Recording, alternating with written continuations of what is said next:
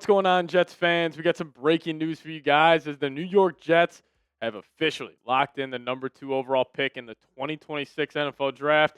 So coming up on today's show, we're going to be discussing what that means for New York and also talk about the history that the Jets made today as they are historically bad, and some of these stats are absolutely insane. But the Jets getting the number 2 overall pick, I think that leaves the door open for Oregon quarterback Dante Moore. Now, right now, the bookmakers, according to DraftKings, do have Fernando Mendoza as minus 500 to be the number 1 overall selection. And this is without Dante Moore even officially declaring to the NFL Draft.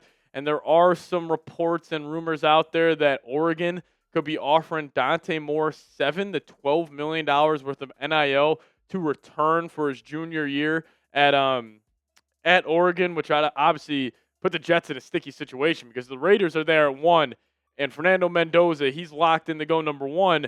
And with the Jets at number 2, and let's just say Dante Moore's not there, do you go with Trinidad Chambliss? Do you go a different direction? Do you go try to get a Kirk Cousins? Do you try to trade for a guy? Like, that could leave the Jets in a seriously sticky position, but I still think more likely than not, Dante Moore will declare. And if he does declare, I think the Jets just stick there and pick.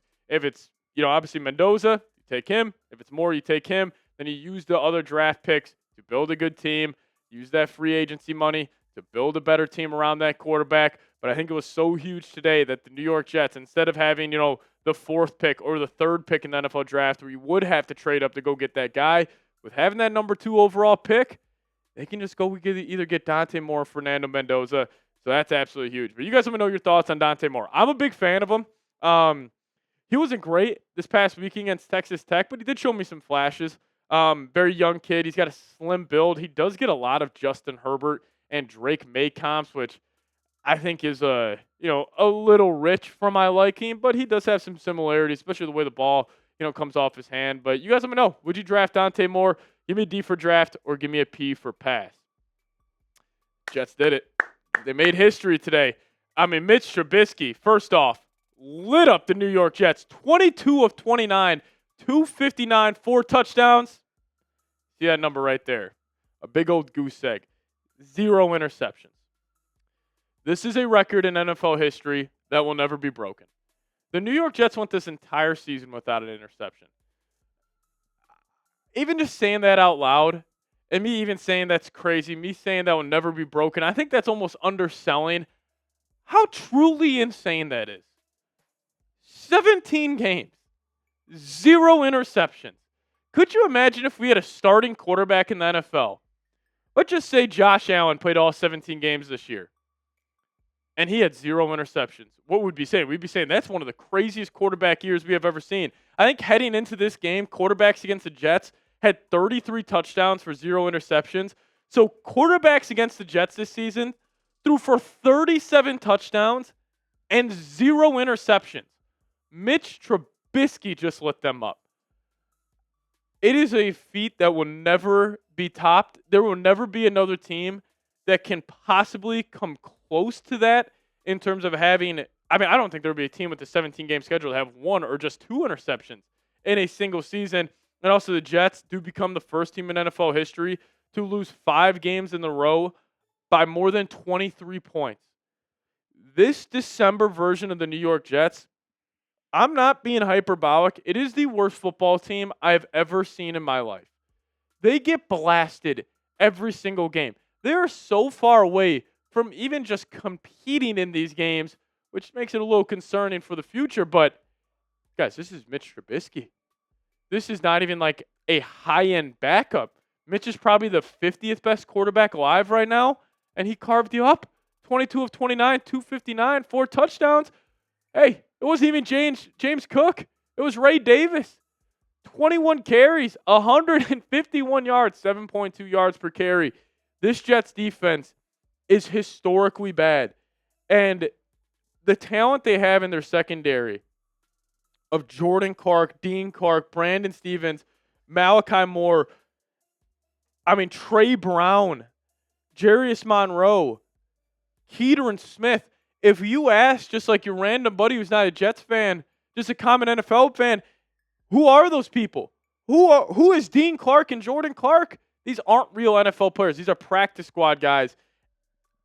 And that's why this team as bad as they have been, I still think or as bad as the talent level is on this team, I still think some blame has to go on the head coach because I think it was producer Dylan sent this to me. It was Brian Cos tweeting out. Brian Castillo tweeted this out and ended up going kind of viral on Jets Twitter. He says, "Sometimes I wonder what the Jets actually do at practice." I think that sums it up perfectly. And then the top reply here said they said they prepare for the NFL draft, which is pretty damn funny. But point being is like you watch this football team out there, and it literally feels like it's Bama when they're playing that team early on in the season where they're 45-point favorites.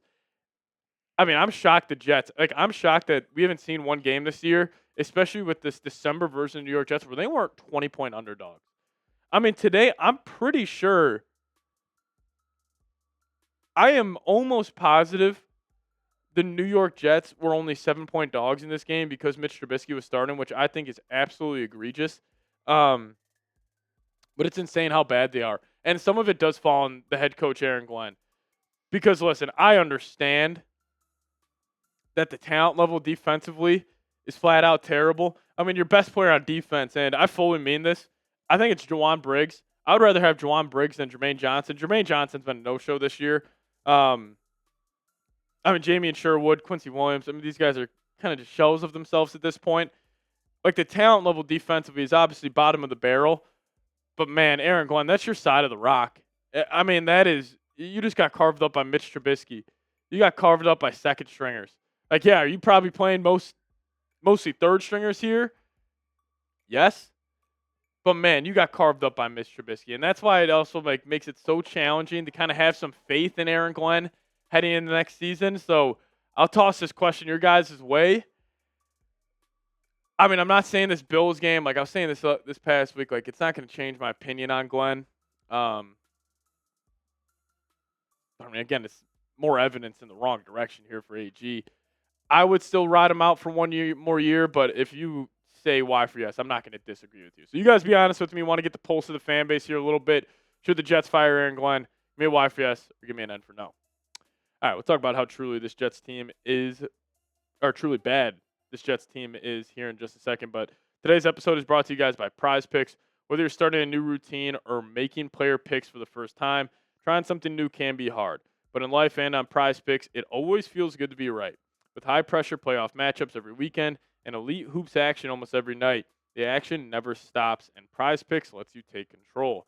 And they have a brand new feature called Early Payout. So if your player gets off to a hot start, now you have the option to cash out those winnings before the game even finishes. With the new social feeds feature, you can share Prize Picks with your friends and copy lineups from winners with a single click. And copy lineups you like or use them as inspiration for your own picks. You can even follow Prize Pick partners like us and tail or fade our picks with just one click.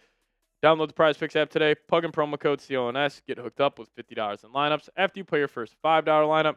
That is promo code CLNS to get $50 in lineups after you play your first $5 lineup. Shout out to Prize Picks for sponsoring today's edition of the Jets Report by Chat Sports. Prize Picks, it's good to be right. Brady Cook. This was the last time I think he will suit up as the starter for the New York Jets. I mean, the team the New York Jets put out today, it was a preseason team, and I hate getting up here after every game being like, man, Brady Cook was bad again. This guy's not an NFL caliber starting quarterback. The Jets keep rolling him out there. 22 pass attempts, 60 yards. Had a touchdown. Shout out to Andrew Beck. But 11 to 22, 60 yards, 7 rush yards, quarterback rating of 71. I mean, you just start to feel bad for the guy at a certain point. The offensive line holding up decently, at least in this game. I mean, the Bills just kicked their ass, and that's their second string unit. Like, you think about how far the Jets are away from even being how far they are from being a 5-win team when they won 3 games this year, which is shocking that they won 3 games. I mean, shout out to the special teams. If I had to give a team MVP this season, I mean, is it crazy to say Isaiah Williams? I mean, this guy made another play today. It is unbelievable how bad this New York Jets team is. And you feel bad for a guy like Brady Cook. I just feel bad for him. And the Jets offense, I mean, it just couldn't get anything going throughout this entire game. Obviously, the Bills, like that's a real organization, that's a real culture. Those guys actually know how to play real NFL football, and it's also what is concerning about Aaron Glenn is you just don't get anything. Like you don't get anything where you could hang your hat on where it's like, okay, we saw guys in the secondary develop. Okay, we saw guys at the linebacker position develop. We saw the edge group develop. Oh, we saw this, group take a jump. I could say that about the special teams. Like Chris Banjo, great job. He should be brought back, but 5 straight games of losing by 23 plus points. That's hard to do. The first team ever do not have an interception in a single season. That's your 2025 New York Jets for you. I will say I am very excited. Offseason content starting tomorrow. Adam Schefter said Aaron Glenn's not going anywhere, but we got a boatload of money. We could be drafting a quarterback. Dante Moore, Fernando Mendoza. Like, what if we could report out there, the Raiders, and it could just all be smoke at the end of the day. It's kind of tough to tell, what is real and what's not nowadays when you get these reports because everything could just be a smoke screen trying to throw people off their, line. What if it's Mendoza? What if it's Dante Moore? There's going to be random risers. What if Trinidad Chambliss? What if he rises through the ranks? Ole Miss goes and wins a college football natty, and he has a great combine. Like, the offseason's a lot of fun. And I know you Jets fans know that. I mean, you guys live for the offseason. That is your Super Bowl. So I'm very excited to cover it with you guys. And if you guys are excited for some Jets offseason content, there is light at the end of that tunnel now. We're through the dark days of the regular season. First team ever without a pick. First team ever to lose 5 straight games with 23-plus points. Let's get to the offseason. If you guys are ready to rock and roll, give me those me's down below in the comments section. We'll see you guys next time. As always, go Jets.